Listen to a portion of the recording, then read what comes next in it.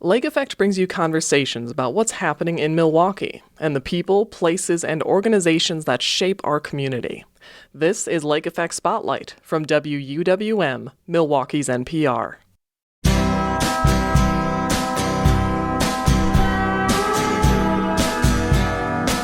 You're listening to Lake Effect on 89.7 WUWM. I'm Joy Powers.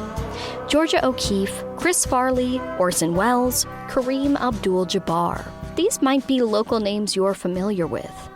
But how about the Beatles, Joni Mitchell, or Jackie Robinson? Wisconsin Idols, a new book by journalist and author Dean Robbins, explores intriguing true tales of legends and trailblazers, with special and even surprising connections to the Badger State. From the famous to the little-known, Robbins hopes readers can appreciate how Wisconsin has been a crossroad for people who have changed the world. He'll be in Milwaukee this week for a book event, and ahead of that, he joins Lake Effect's Audrey Nowakowski to share more about the book. So how did Harry Houdini start your interest in collecting personal heroes, so to say? And what are some of the ways that you latch on to them in your life?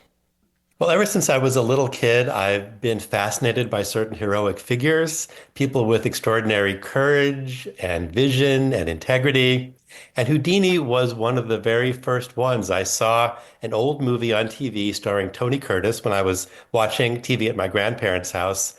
And I was just stunned by this guy, Harry Houdini, who could break out of handcuffs and straitjackets and sealed crates. And I wanted to do that myself. So I would have my sister tie up my hands and my ankles with bandanas so that I could wriggle out of them the way that Houdini wriggled out of his straitjacket. And it was the start of a whole string of heroic figures that I would fall in love with one after the other. It was artists and athletes and activists and scientists. And I always had a strong interest in getting other people emotionally invested in these people too. I always wanted my heroes to become your heroes. And the best way to do that is through storytelling. So when I grew up, I became a journalist and a children's author, and now the author of Wisconsin Idols.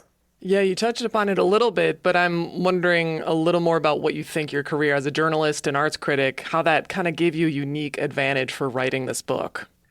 Well, as someone who's always loved heroes, I seek them out however I can. And as a journalist, I was able to interview them. I traveled the state of Wisconsin to look for often obscure places associated with these people. And in some cases, I even befriended them. So some of the people in the book are people that I actually know and have a sort of special insight into. With this book, there's 100 people in here, but can you share the qualifiers you use to include them in the book? Because not all of them are necessarily Wisconsin natives. Some may have only spent even just a few hours here. Yeah. Well, the first criterion was that I had to adore them. And then beyond that, of course, they had to have some connection to Wisconsin. So that includes people who lived here and who are associated with the state, people like Georgia O'Keeffe, Chris Farley, Oprah Winfrey. And then there were unexpected choices like the Beatles, Jackie Robinson, Joni Mitchell, Harrison Ford, people who had a significant experience while they were just passing through Wisconsin. Also, they had to be transformative figures. I didn't want this to just be a regional book. I wanted it to be about world-changing figures who had some connection to the state. And then finally, the last criterion was they had to have an interesting story that was little known and that I thought would be fun to tell and that would surprise and delight readers. You also divide your book into categories that these idols fall under. There's melody makers, creators, scene stealers, champs, boundary breakers, and thinkers. And I imagine a lot of these kind of cross into multiple categories.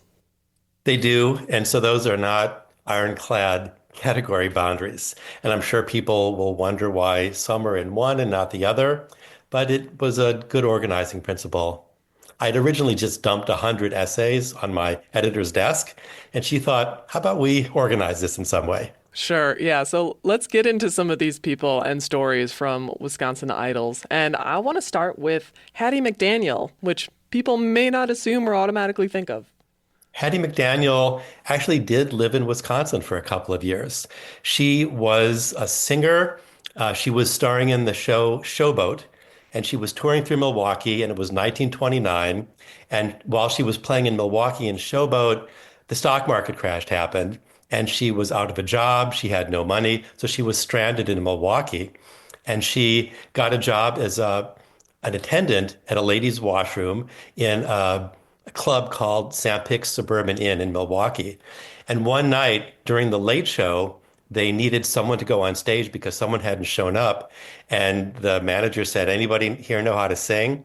Well, Hattie was known as the old pep machine. That was her nickname. She had this kind of never say die spirit, and she was a radiant performer. She got on stage, she sang a knock 'em dead version of St. Louis Blues, and suddenly she was the star of the show. So she starred there for 2 years, and patrons would say, why are you still in Milwaukee? Why aren't you in Hollywood? And she started to think that same way herself, like, why don't I give it a try in Hollywood? So she had ended up in Milwaukee with $25 in her purse, and she made her way into show business. She starred in some movies, and she starred in Gone with the Wind as the Mammy character, which now looks like a condescending portrayal to us, but she brought so much personality and dignity to the role, and she won an Oscar for it, and went on to try to elevate Black people in Hollywood in various movie, TV, and radio roles. While we're talking about actors, and because I'm a Star Wars fan, we have to talk about Harrison Ford. And I feel like Star Wars nerds know about his local connection here, but can you share a bit more about Harrison Ford's connection to Wisconsin? It is little known. So he was a student at Ripon College in the early 1960s. He was a terrible student. He slept through his classes. He was flunking out in his senior year. And in his last quarter, he knew he wasn't going to graduate. And he thought, what the heck? I'm going to try to get over my stage fright and take a theater class. So we starred in a production of The Skin of Our Teeth in Ripon's Red Barn Theater. He was wearing a fake mustache, and he loved it. And he thought, maybe I finally found my vocation. So to be sure, he signed up to do community theater that summer in Williams Bay, Wisconsin, at the Belfry Players Theater. And he was a little rough. He sometimes flubbed his lines, but he felt that he was maturing as an actor, and it gave him the confidence to head off to Hollywood and try his luck there. Now, from sci-fi to an actual astronaut, can you share a bit about Apollo 13 astronaut Jim Lovell and his connection to Wisconsin and Milwaukee here in particular? So I had a chance to interview Jim Lovell. He's one of the Wisconsin idols that I had a chance to talk to for the sake of the book. He was telling me the story of his experience on Apollo 13, which was a disastrous NASA mission. A tank exploded about 200,000 miles from Earth, and Lovell and his crewmates had to pull off one of the greatest recoveries in the annals of aviation. They used the lunar module as a kind of lifeboat and managed to make their way back to Earth. So I was interested in hearing the story and asking Lovell how he developed the extraordinary courage that allowed him to think fast and weather something like that without panicking. Well, he had his standard stories about the Apollo 13 mission, and that's what he wanted to talk about. He did not want to talk about why he was so courageous, which makes sense. He's a humble person. But I kept circling back to it, and it was not part of his normal story. But by the end of our interview, he said, well, I was the only child of a single mother in Milwaukee in the 1930s. She was always at work, and I was left home by myself. So I had to develop the quality of self-reliance. And I think that's where it all came from. And I don't think he'd ever revealed that before, or maybe even thought it to himself. So that felt like a journalistic coup. Yeah, a pretty amazing experience, especially to talk to someone who has such a impactful moment of history. And shifting to some of music history that's here in Wisconsin, I'd love to talk about the Chordettes from Sheboygan. Now, if a lot of people are listening saying, who are they? Can you just start by saying what song they're best known for?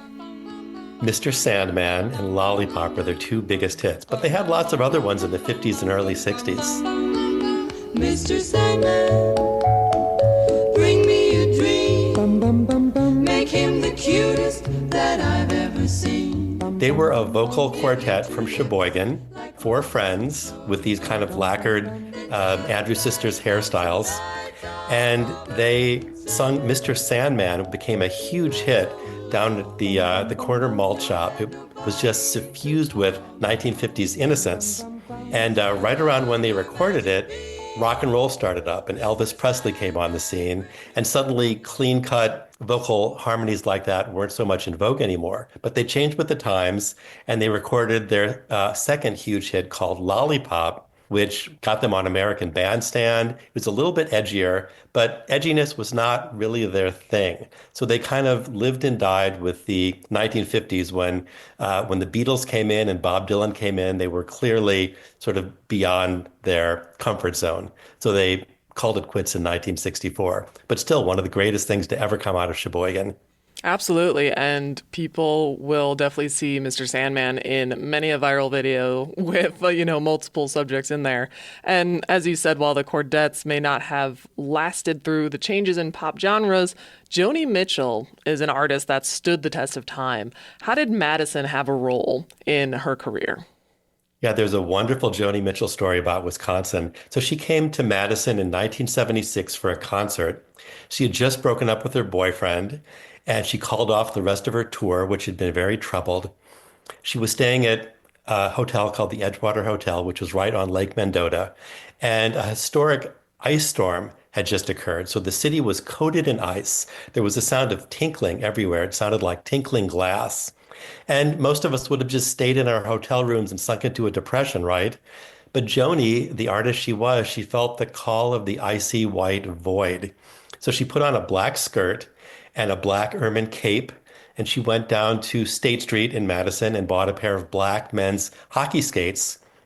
She had a photographer with her. She jumped onto the frozen ice on Lake Mendota with the photographer following her, and she raised her arms out as if she were a bird in flight and just let the wind carry her across the ice while the photographer is snapping photos.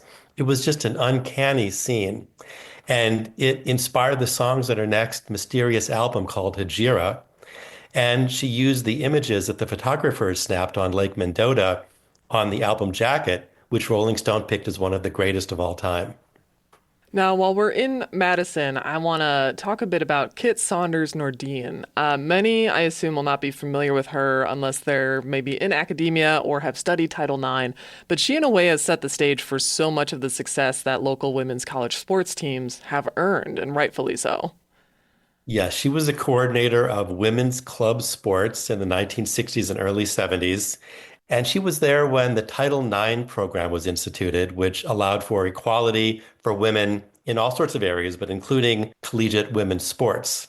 So Kit Saunders Nordine wanted to institute a equitable women's sports program, but she was facing resistance every step of the way from administrators. This was a situation that women faced all over the country when Title IX came in, certainly not unique to Wisconsin.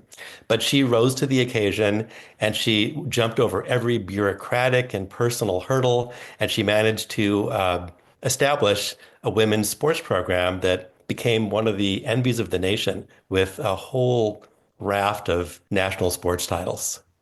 Now, given our time, we've only scratched the surface of the people included in your book, but this shows a bit of a range of topics. What do you feel is the importance of teaching people not only about the more famous figures they may have already heard about and their ties to Wisconsin, but also the lesser-known idols of our state?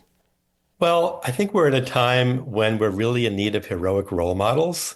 We're so often confronted with the worst that people can be. I hope Wisconsin Idol shows us the best we can be. A friend of mine just read the book and said, I think courage is contagious. So hopefully people will read the book and be inspired by these stories of bravery and courage and integrity. And to me, the more people who model themselves after the likes of Jackie Robinson or Georgia O'Keeffe or Mildred Fish Harnack, who was a Nazi resistance fighter, the better off the world will be. Well, Dean, I want to thank you so much for joining me today to share more about your book and the stories behind the idols included in it.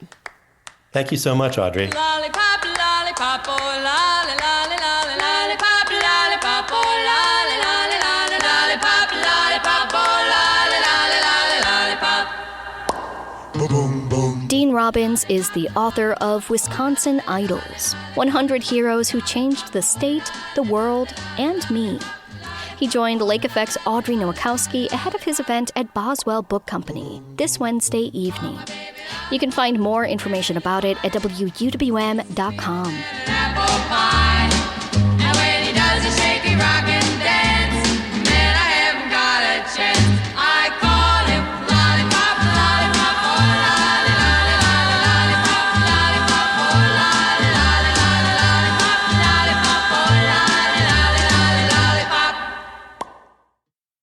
You can find more interviews like this one by visiting wuwm.com/Lake Effect. And while you're there, subscribe to the Lake Effect Spotlight podcast.